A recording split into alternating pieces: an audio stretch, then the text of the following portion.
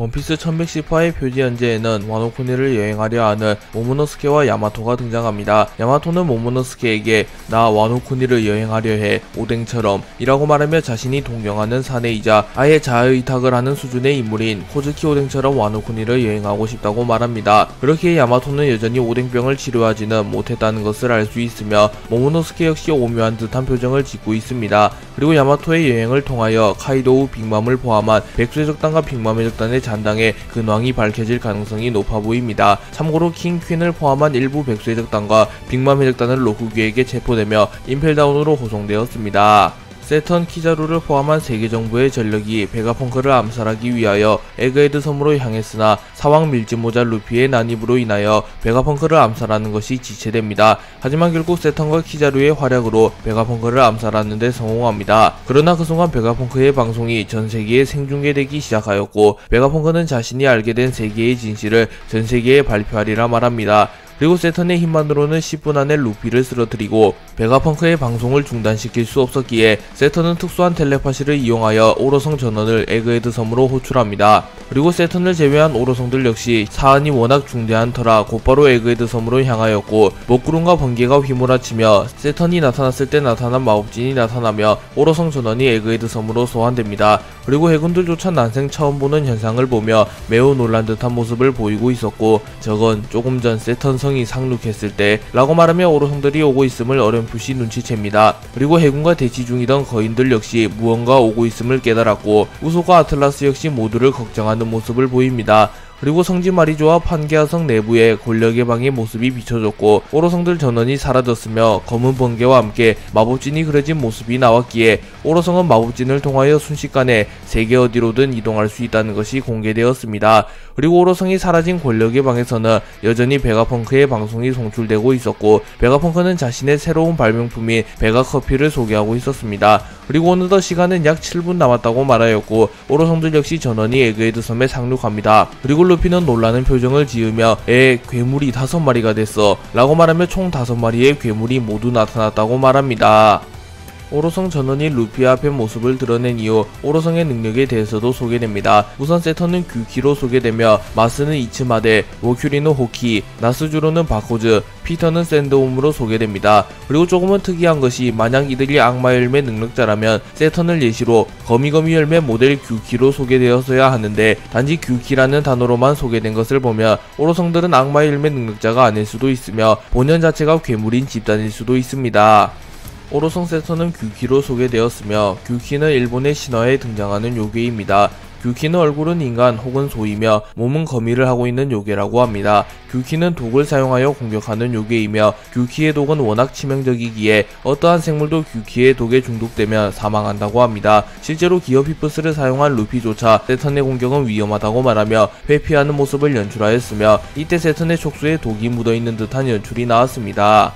오로성 마스는 이츠마데로 소개되었으며 이츠마데는 일본 신화에 등장하는 요괴입니다. 이츠마데는 귀신의 머리에 새의 부리와 날개를 가졌으며 몸은 뱀의 몸을 가진 괴조라고 합니다. 이츠마데의 이름의 뜻은 언제까지라는 뜻을 가지고 있으며 과거 시체들을 방치해 놓으면 이츠마데가 나타나 언제까지 시체를 방치할 것인가 라고 말하며 울음소리를 냈다고 하기에 이츠마데는 죽음과 관련된 요괴로 많이 알려져 있으며 시체들의 원령이 응집되어 새의 형태로 변한 요괴라고 전해집니다.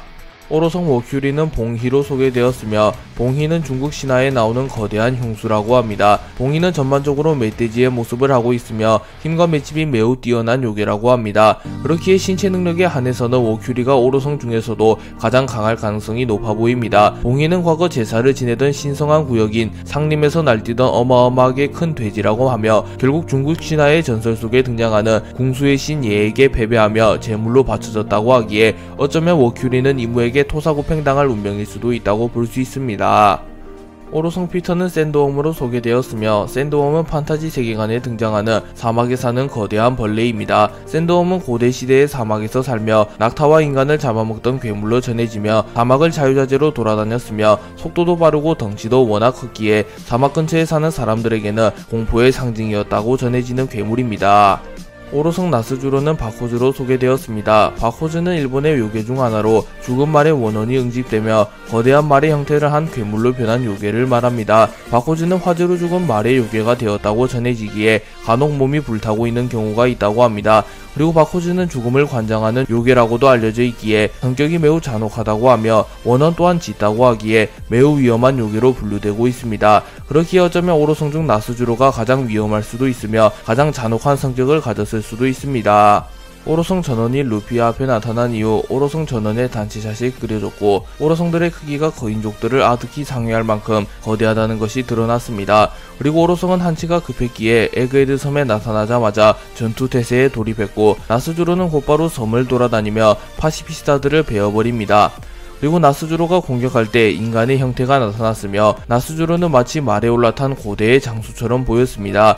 그리고 기존의 파시피스타보다 강화된 파시피스타 마크 3 여러 구가 나스주로의 속도에는 반응조차 하지 못하며 무기력하게 박살이 나버렸고 해군도조차 거대한 말이 해안을 지나갔다는 것만을 인지할 뿐 나스주로를 정확히 보지는 못합니다. 그리고 나스주로는 순식간에 섬 전역에 퍼진 파시피스타 마크 3들을 모조리 베어버렸고 나스주로가 베어버린 파시피스타 마크 3들은 완전히 박살이 나지 않았으며 일부가 얼어버리며 기능이 정지되었다고 밝혀집니다. 그렇게 나스주로는 얼음을 다루는 능력이 있으며 바코즈의 형태로 변한 이후에도 검을 주력으로 사용하여 전투하는 인물임을 알 수 있습니다.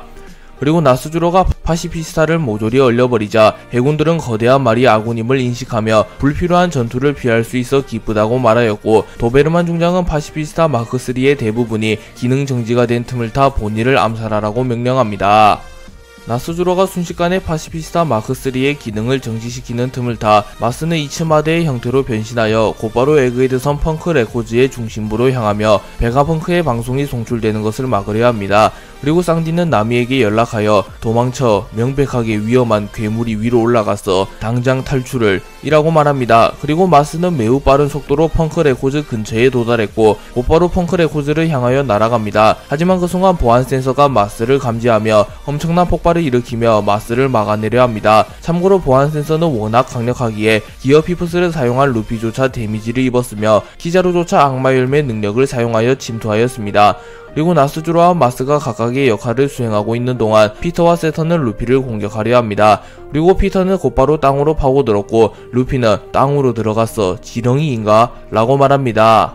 나미와 우솝 등은 쌍디의 연락을 받은 이후 곧바로 안전한 곳으로 대피하려 합니다. 하지만 아직 조로가 오지 않았으며 조로는 여전히 루치와 대치 중이었습니다. 그리고 징베가 조로를 데리고 가기 위해 빠르게 이동합니다. 루치는 조로와의 대결 도중 오로성이 나타났음을 느끼며 궁금해서 미칠 것 같은 패기가 느껴지는군 이라고 말했고 조로 역시 섬 전체에서 말이지 라고 말하며 오로성의 기운을 느낀 듯한 모습을 보입니다. 그리고 그 순간 징베가 도착했고 쌍디는 징베에게 그 마리모 자식 동료들을 위험에 빠뜨리기나 하고 짐덩이라니깐 이라고 말합니다. 그리고 조로가 그것을 듣게 되었고 조로는 발끈하는 모습을 보이며 자신의 신기술인 삼도류 호호파 표범 사냥을 사용하여 순식간에 루치를 제압하는 데 성공합니다. 피터는 루피를 공격하기 위하여 곧바로 땅으로 파고들었고 이내 모습을 드러내며 곧바로 루피를 삼켜버립니다. 그리고 루피는 고통스러운 듯한 비명을 지릅니다. 하지만 그 순간 도리와 브루기가 나타났고 도리와 브루기는 곧바로 합동기를 사용하여 루피가 소화되기 전에 피터의 목을 두동강 내버리며 루피를 구해내는 데 성공합니다. 참고로 과거 리틀 가든에서도 루피가 브라키오사우루스에게 먹혀버리자 도리와 브루기가 브라키오사우루스의 목을 잘라버리며 루피를 구해준 적이 있었습니다. 그리고 루피는 도리와 브루기를 보며 반가워하며 어라 거인 아저씨들이잖아 라고 말했고 도리와 브루기는 웃음을 지으며 루피와 인사를 나눕니다.